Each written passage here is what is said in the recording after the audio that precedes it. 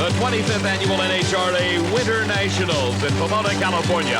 We're set for the second round of racing in Top Fuel Eliminator. And here is the legend, Big Daddy Don Garlits.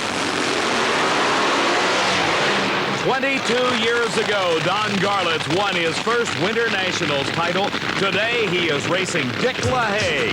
LaHaie, 43 years old, from Lansing, Michigan, is a former Winternationals champion himself. And in spite of all the success Don Garlits has had at the Winternationals, he's a lucky man just to be here today. It was 1 week ago at Firebird Raceway in Phoenix, Arizona, in a race against Gary Beck, that Don Garlits had the wing collapse on his race car at over 259 miles an hour. Don was unable to keep control of the vehicle, the car rolling over several times, causing severe damage to the brand new race car.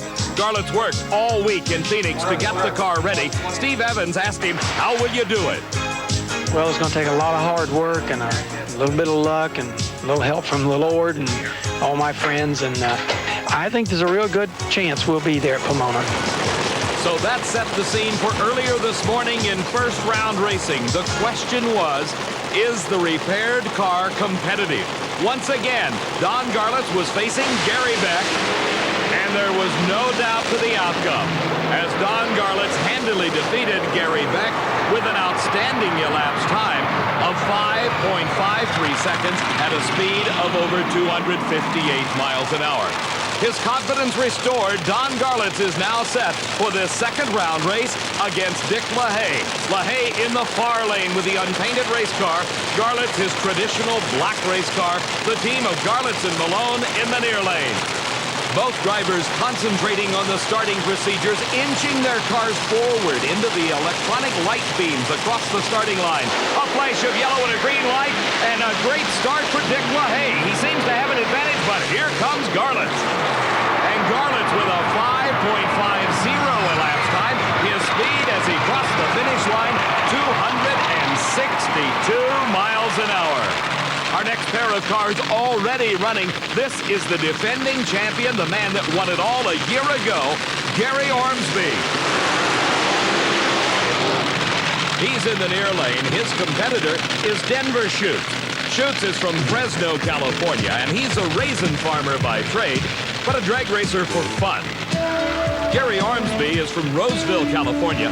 He owns a car dealership, but he is a touring professional racer. Ormsby's cars have always been on the leading edge of technology, and this new 1985 version is no exception. Note the aerodynamic styling in front of the rear wheels, trying to get the car to cut through the air just a little bit quicker. While these two drivers get set, let's go to Steve with Don Garlits. Well, Don, you picked up the pace a little bit in the second round. A nice 550 over 260. Yeah, the car's handling good. I'm just kind of easing up on that top speed, you know, because I'm still a little nervous about it, but it really responded nice in. It went straight, and we're very happy with it. These Top Fuel dragsters are sophisticated racing machines. Powered by a 2,500 horsepower or more nitro-burning engine, their tubular chassis stretch over 250 inches in wheelbase. Gary Ormsby has got a race on his hands. Denver Schutz. Something goes wrong with the engine in Denver Schutz's car. The motor letting go. Gary Ormsby taking an easy win and advancing to the semifinals. But as Denver Schutz kept the car under control, the engine letting go. Lots of smoke coming out of that motor. Let's take a look from a different angle, and you can see out of the right-hand side of the engine, lots of oil smoke, and that indicates serious internal damage to Denver Schutz's engine. Gary Ormsby streaks for the finish line and takes the win. Coming back up the return road is an obviously happier man than Denver Schutz. This is Big Daddy Don Garlits, and look at this huge overflow crowd respond to their favorite. Here's another of their favorites. This is the reigning world champion, Joe Amato. He won it all last season. He comes from Old Forge, Pennsylvania. At the age of 40, Joe Amato is one of the premier racers in the sport today. Here's the race between the newest superstar against the crafty veteran. Connie Kalitta of Ypsilanti, Michigan, won this Winternationals championship back in 1967. 1 year ago, Joe Amato finished in the runner-up position. Last season, Amato stunned the drag racing world as his Tim Richards prepared dragster was the first car ever over 260 miles an hour. For Connie Kalitta, it's been an outstanding career that includes 3 national event championships. 1984 was the year that Joe Amato absolutely dominated Top Fuel racing. He debuted a new car last season that he said contained 10 innovations, some of which included aerodynamic devices, others some mechanical tricks within the engine placement and within the tubular chassis itself. But the one dominant feature of Joe Amato's car last season and this year too was the tall wing on the back of the race car. These wings have now been adopted by every successful Top Fuel racer in the business, including this man, Connie Kalitta. We're in the second round of Top Fuel racing as both drivers approach those starting line beams very cautiously, trying for the best start, trying for that advantage off the starting line. And it is Amato with a head start at this point as Kalitta gets dangerously close to the center line. Amato, 5.49 seconds, and look at the speed, the fastest ever, 264 miles an hour plus for Joe Amato.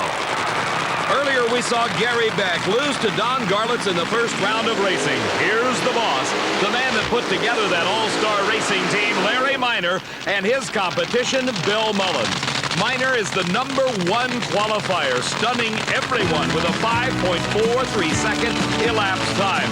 Minor, an off-road racer as well as one of the best in drag racing. For Bill Mullins, he was a surprise with a 263-mile-an-hour charge in a car owned by John Kerry.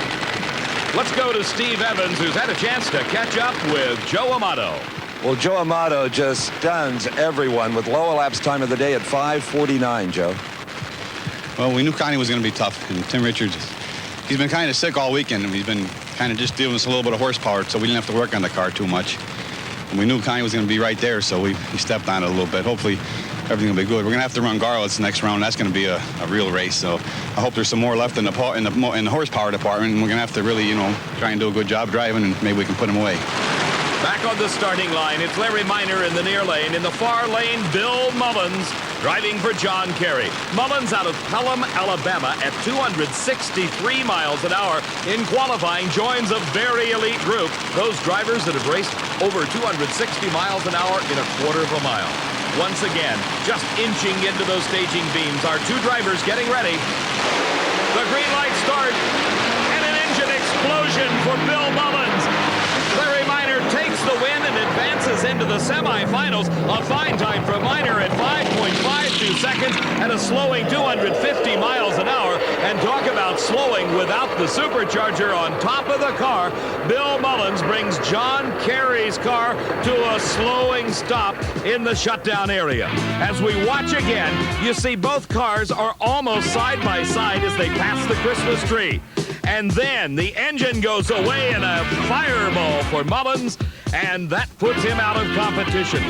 A graphic depiction of the explosive force of these nitro-burning engines. Bill Mullins, okay after the explosion. Larry Minor, an easy trip into the semifinals, where he'll race Gary Ormsby.